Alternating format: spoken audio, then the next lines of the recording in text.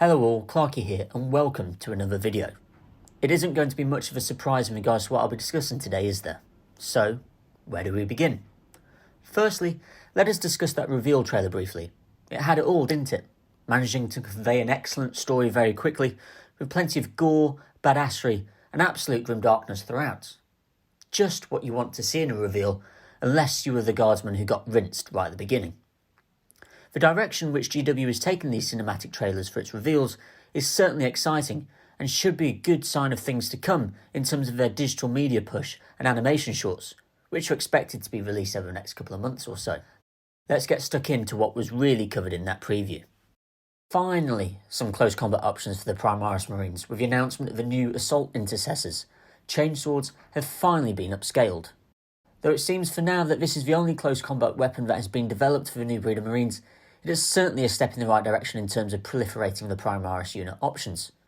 Though, in and amongst all the glorious little tidbits involved in the trailer, my personal favourite was the captain with a shield with a lovely skeleton adorned to the front of it. The shield itself was already imposing due to the sheer size, but to have a skeleton attached only made it more grimdark. As they joked about on the stream, I wonder if the unlucky bugger who didn't quite get hit his performance targets for the year got the short straw for the next in line for being Shield Boy for Captain Shield Man.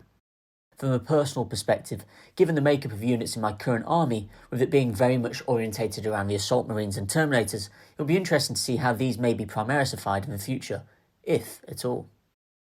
Moving on to what was shown in regards to the Necrons, it seems that a lot of options which were on display in the trailer weren't actually announced in terms of models previewed. However, we are dealing with GW here, and they are the masters of sowing the seeds and dangling the proverbial carrot in front of us. So in terms of the models, we were treated to essentially one thing, a freshly resculpted Necron warrior, in which the main focus was the weapon options which were available to them. Those weapons options were the classic Gauze Flayer and the new Gauze Reaper, an assault weapon more attuned to close combat.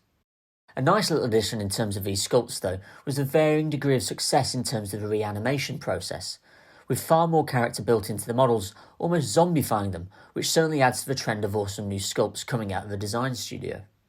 As I mentioned before, GW are the masters of the carrot dangle, so I think there is going to be plenty more shiny things coming up our way, but we're going to have to wait as things develop and mature, and are suitably teased for at least another couple of months. I'm especially keen to see those three-legged Necrons in all their model glory. Now, onto the really big news of the reveal, a new edition of 40K. Pete Foley discussed the new edition and how it was developed over the past couple of years, in which he says that he can't wait for the new edition of 40K to get into the hands of our hobbyists. We've been working on this for such a long time, listening to what the community wants and doesn't want from the game and the galaxy.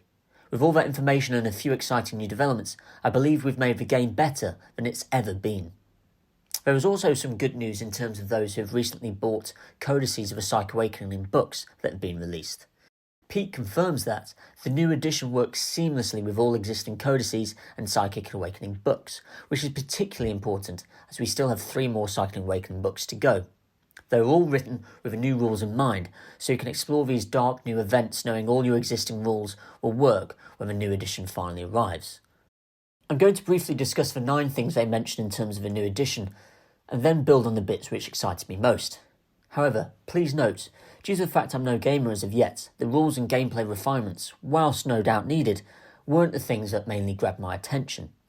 In true top-of-the-pop style, let's discuss those 9 things. And here, I would insert the top of the pop's music, however I don't quite have the budget to afford the royalties. Firstly, at number 1, GW states that they have polished the game and core rules to perfection, taking into account of gamers' feedback and refining the game to ensure concise rules being at the heart of all the redesigns, ensuring that there's less ambiguity and the rules will not be so open to interpretation and exploitation by those who play it. On to number 2, that being Crusade, the new focus on narrative games. Many of us like our games to have a sense of consequence from one to another, where success on the battlefield has an impact on future games, and this is what Crusade enables your army to do. Crusade enables your army to grow from game to game, both in terms of size but also the story it tells. Units and characters can gain battle honours, special skills and Crusade relics, as well as battle scars. GW will be expanding on these in future codices and campaign books to enable those who love narrative gaming to continue to develop our armies for years to come.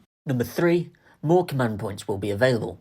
GW acknowledges that stratagems, etc. are fun, but in the last edition, the way you generated command points led to lists that were skewed and often favoured some armies over others. They state that these new changes levels the playing field in terms of playing from one codex or several, thus encouraging themed armies. Next, number 4, tanks. They can now finally shoot in combat, and those pesky grots can no longer tag the tanks. They'll merely get annihilated and then further pulverised as they shoot. Number 5, the terrain mechanic has been rebuilt. Whilst the focus on 8th edition was to streamline, it was thought that the terrain rules were too streamlined, so it's nice to know that the feedback has been received and acted upon.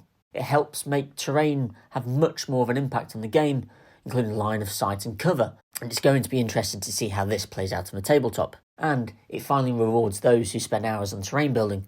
On to number 6. The rules now capture all armies of all sizes, ensuring that no matter the army you play with, the rules allow for the full 40k experience to be had, ensuring you're not getting a watered down and pithy version of 40k if you can't afford a full 2,000 point list army. Number 7. The strategic reserve aspect of the game has been refined, allowing for units who were previously exempt from this to be now included, resulting in an expanded tactical deployment after your opponent has completed the shooting phase. This also lends itself to new ways to tactically outmaneuver your opponents, thus making the movement phase much more akin to combat engagements.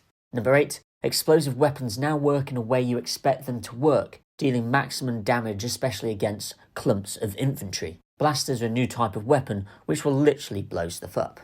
And last but not least, aircraft, now behaving and interacting the way you'd expect them to do so, having reworked the way they interact with infantry, as it just didn't make sense that infantry units could not move due to their flyers flying in the sky.